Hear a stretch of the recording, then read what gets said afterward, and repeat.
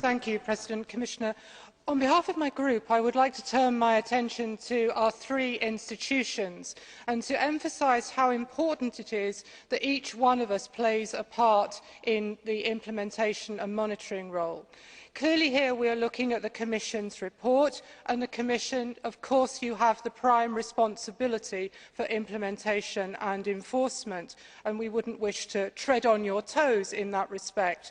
But I think you can assume that in future we will be watching much more carefully. And of course we are grateful that many of the lessons that were thrown up by our report into the demise of equitable life have been taken on board.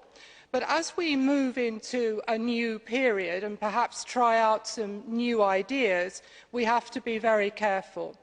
First of all, if we look at the Council, we still have to get agreed, and I was pleased to hear you mention it, Commissioner, the idea of correlation tables happening in respect of each and every piece of legislation, so that everybody can see exactly what happens at Member State level and where each piece of law goes and fits in.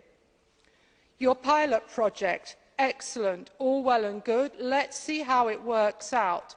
But, here's the but, I'm a little sceptical that so many Member States have signed up to it. I hope they don't perceive it as some sort of soft option, and I hope you will disabuse them that that in any way could be the case. Then lastly, I come to our own Parliament. Clearly, post-Lisbon Treaty, we must have a much more important role in terms of monitoring. We cannot assume that once we finish with a piece of legislation here, that is at the end of it.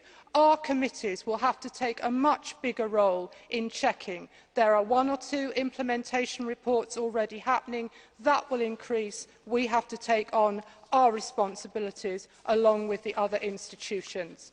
And just as a postscript, but a very important postscript, we also have to turn our attention to the education of our judiciary in our national courts to make sure that they too know how to implement community law.